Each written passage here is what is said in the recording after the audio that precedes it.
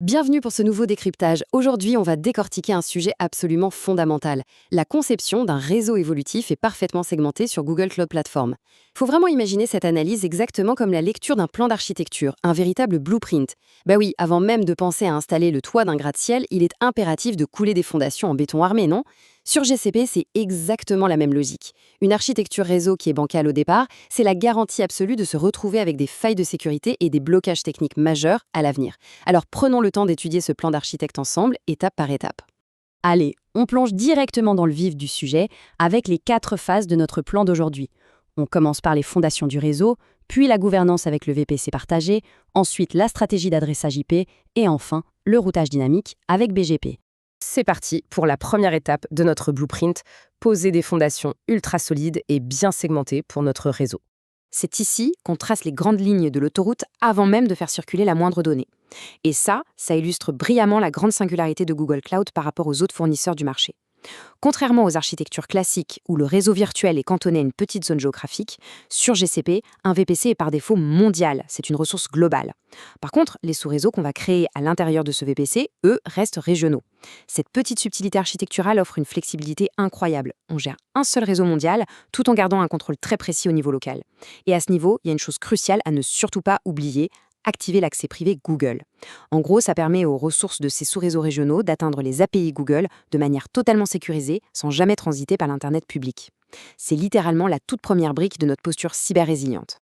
Passons maintenant à la deuxième phase de notre plan où l'on va se concentrer sur les règles de sécurité strictes et le zonage.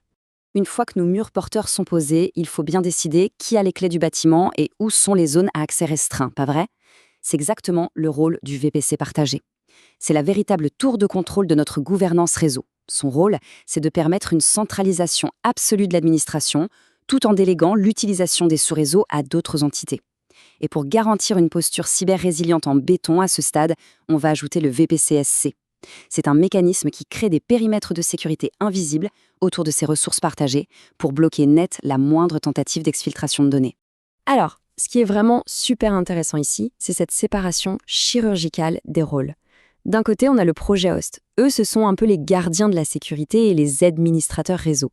C'est cette équipe centralisée qui va, par exemple, appliquer des pare-feux hiérarchiques au niveau de l'organisation pour imposer des règles globales intouchables.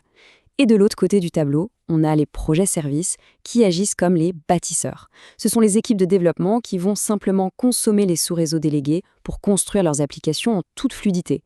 Les développeurs se concentrent sur le code, tandis que l'équipe de sécurité garantit l'intégrité absolue de l'infrastructure.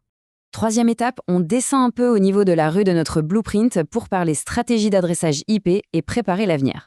C'est un sujet qui peut sembler complètement trivial au premier abord, mais croyez-moi, négliger l'adressage IP, c'est la cause principale des refontes d'infrastructures les plus douloureuses.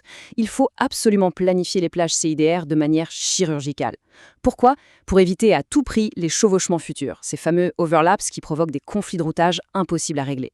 Mais le mot d'ordre ici, c'est vraiment l'anticipation. Il faut prévoir la croissance fulgurante de vos clusters GKE, ces environnements Kubernetes qui sont de véritables gloutons en adresse IP, sans oublier de laisser un espace conséquent pour les nouveaux services à venir. Penser à l'adressage IP, c'est véritablement faire de la voyance pour garantir la survie de votre infrastructure. Quatrième et dernière étape, le routage dynamique et l'activation de notre système de contrôle automatisé. Le plan est posé, les routes sont tracées, les rôles sont définis. Maintenant, on active le trafic. La mécanique repose sur une relation de cause à effet hyper efficace. En étape 1, on s'appuie sur le composant Cloud Router de GCP, qui utilise le protocole de routage dynamique standard, le fameux BGP.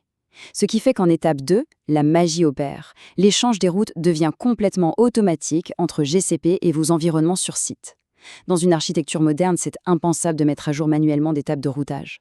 Surtout, cet échange automatisé est vital pour notre posture cyber-résiliente. Il assure une haute disponibilité et un basculement immédiat vers des pare-feux on-premise ou des centres de secours si une liaison tombe. Le trafic trouve toujours un chemin optimal, tout seul. Et pour conclure ce décryptage, je vous laisse avec cette réflexion cruciale. Face à des fondations solides posées sur des VPC mondiaux, une posture cyber-résiliente stricte qui intègre VPC, SC et pare-feu hiérarchique, des adresses IP bien planifiées et un routage dynamique automatisé, la véritable question qui se pose est la suivante. Le design de ce réseau est-il prêt à supporter la complexité de demain?